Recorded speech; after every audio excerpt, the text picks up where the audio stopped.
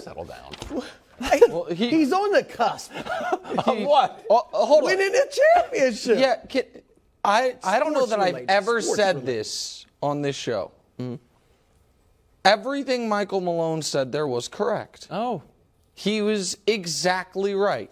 You think he's that confident? Do I think the Heat are the toughest challenge thus far for the Nuggets? Yes. Do I think he is absolutely right that if it were Nuggets Bucks, my colleagues in the media on that side of the table, across the network, across other networks, many of which would be picking Milwaukee, of course. If it including you. If it were, maybe, yeah. If it were Nuggets Celtics, I know Brew would be picking the Celtics. No, I wouldn't. Oh, you wouldn't? Oh, okay. You were going to go with Denver. I know, but you agree a lot of people would be picking the Celtics. And the Celtics, we got to see a preview of those lines, were going to be the Vegas favorite. True. Miami dusted Milwaukee, was up 3-0, as he said, on Boston, and everyone is so tied to this idea that talent, this indefinable feature, is what wins games, as opposed to looking at what has won games. By the way, Denver is not the most talented team in the Western Conference. Phoenix probably was, and they annihilated them. I know it went 6. It didn't feel like a close 6, in my opinion. And so what they have is continuity, a singularly great player, and some pieces that fit really well together. And Jamal Murray's really good. No disrespect to him. Of course, this is disrespectful. And this is, by the way, I would argue, the exact spot Miami wants to be in. As the disrespected underdogs going on the road in Game 1, where they were in Milwaukee and won, in New York and won, in Boston and won. I agree with a lot of what you said. I have no problem with Michael Malone saying this is the toughest thing we're going to have to do, biggest challenge of our life. But I think what he means is, yes, we have a gritty, hard-nosed team facing us that just went through the Eastern Conference, but also the stage, winning a championship, period. Sure. That's what he means. I don't think the Heat as a team are their biggest challenge. I think the Lakers were. And they swept the Lakers. That doesn't mean the Lakers were better than Minnesota, who got a game at least, or Phoenix, that they weren't better than, I knew what you or Phoenix that got 2 games. I think the Lakers was their biggest challenge as a basketball thing. But when you bring everything into it, it is so difficult. And Mike Malone knows this because his dad was a coach in the league. So he's lived this thing his whole life. How tough it is to win a championship. LeBron didn't know until he got against Dallas in 2011, and they're up 2-1. And the weight of it all hit him. So that is what Michael Malone's talking about, how tough this is going to be. The team, no. Now, I agree, Nick. I respect them. They've gained my respect. Yep. There's no doubt. But they win, as you said. It's not just talent. They have some talent. But it's heart, it's execution, it's playing smart, it's being tough. Yeah. And that will beat a more talented team that lacks that. Mm-hmm. But Denver is a more talented team that has that. Just as much as Miami has. I don't know if they have as much grit. I don't know if they have as much toughness as Miami. Oh, I think they have continuity. They've got fluidity on offense, which Boston didn't have. They've got heart. They got grit. They got focus, which Boston didn't have. And they're well coached, which Boston, was not. That's and so I think, and then they got this, Wildes. I don't know if you had this graphic. Dusty and I dug this up. When you have this much rest, all right, going into Game 1 at home, I mean, overall they're 10-6.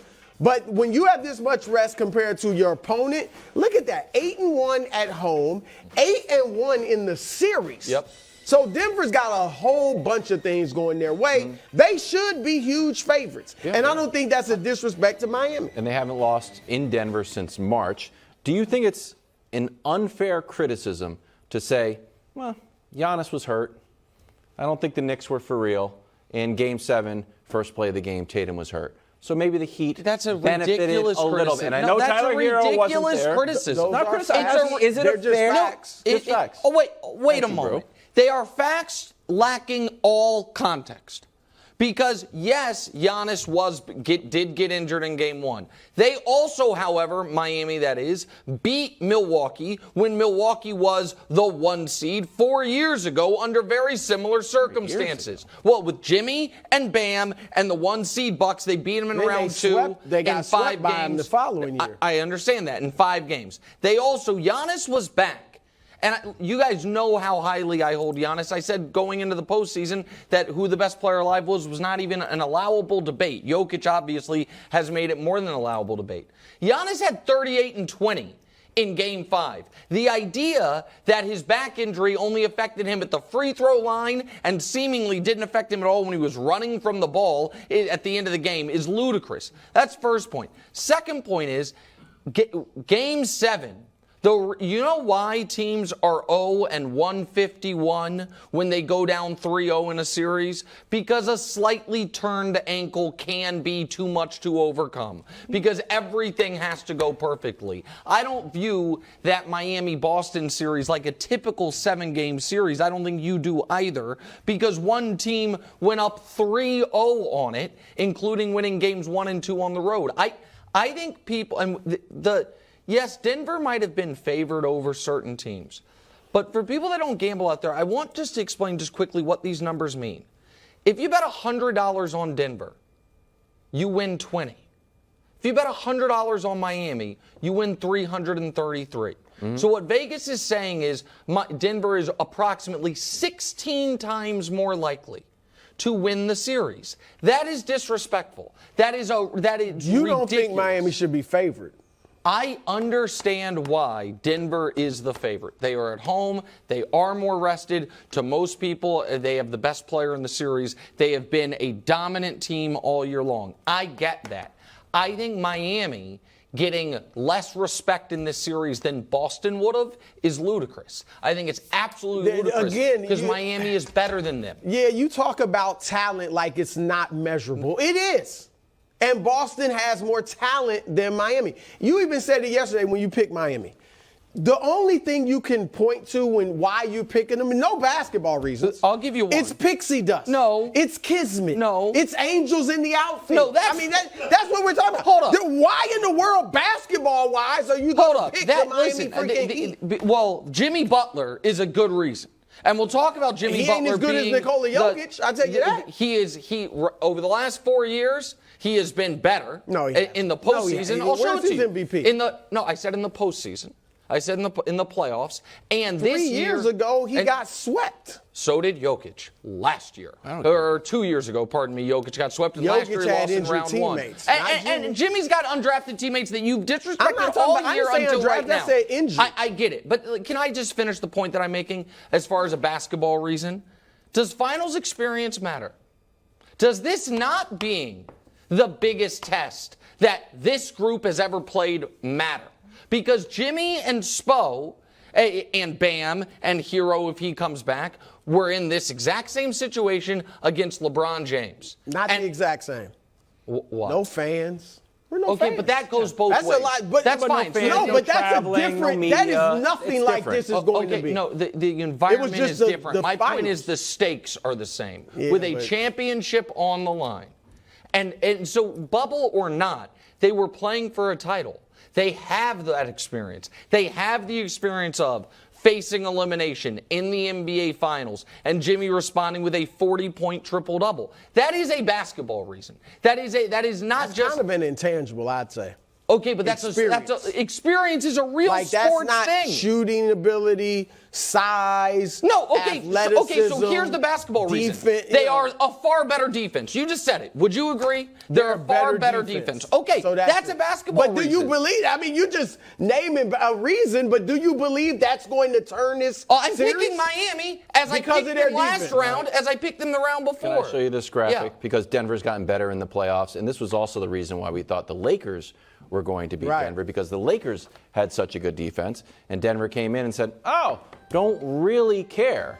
We averaged 116 in the regular season, then Minnesota a little bit of problem, Phoenix we got better, and the Lakers, which was the best defensive team in the playoffs, cooked them up. So They've been phenomenal. Nothing that I've said here is supposed to be disrespectful to the Nuggets. They have been phenomenal. They have answered every bell. I think this is Miami's year. Denver in 5. Joker so far in the playoffs. 30 points, 13 rebounds, 10 assists.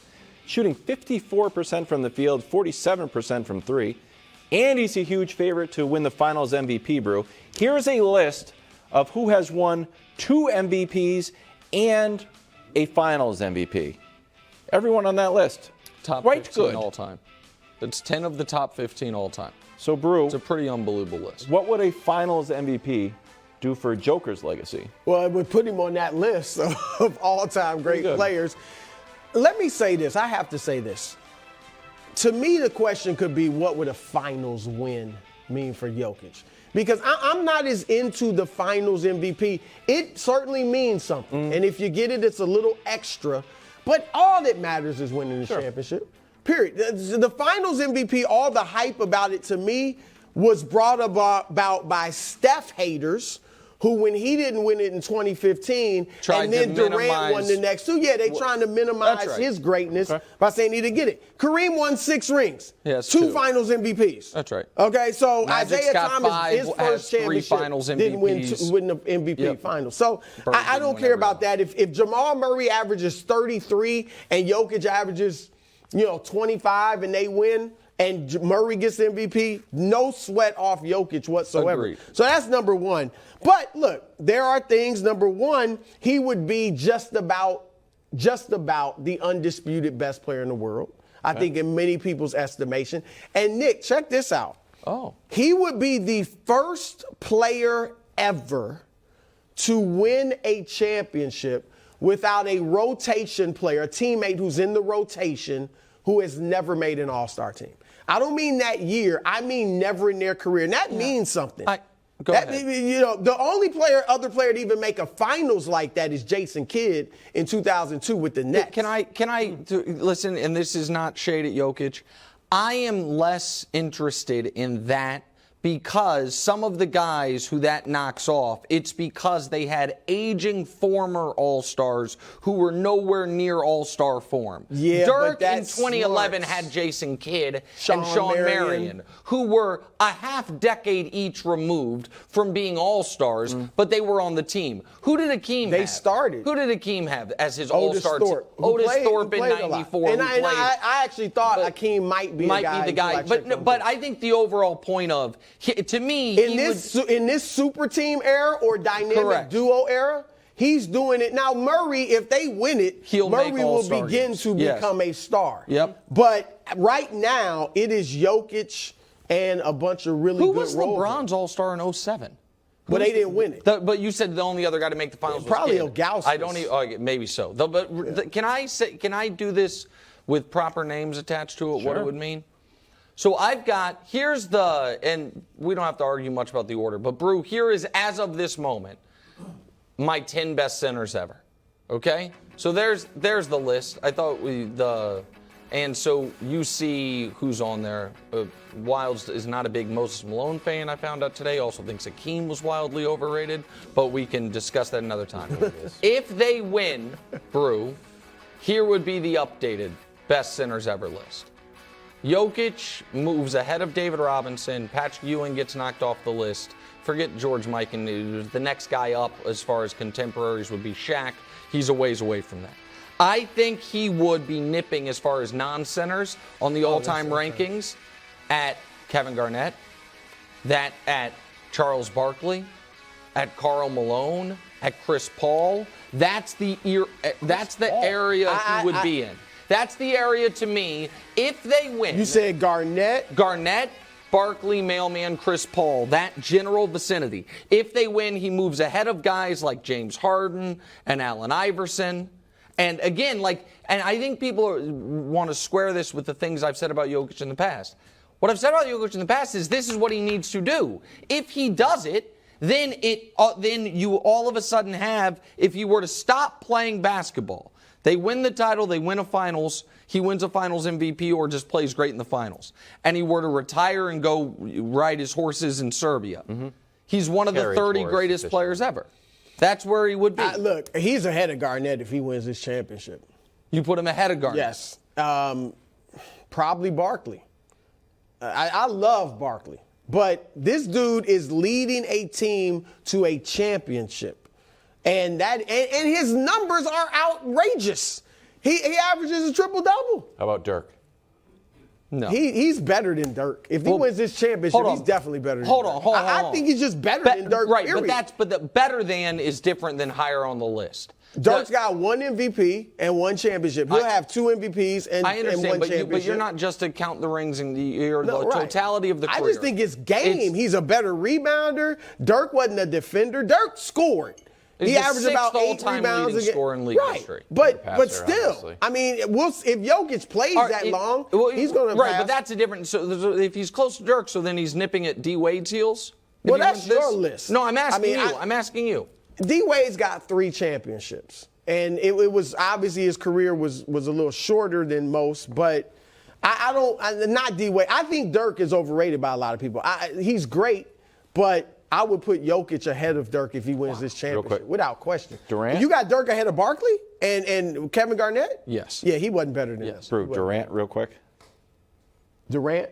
Oh, not yet. Okay. But I think when Jokic's career is all said and done, he'll be ahead of Kevin Durant. Okay. There you go. That's the official list. Hope you had your pen and paper. Thanks for watching. Subscribe here to get more from the show and to check out clips from other shows on FS1.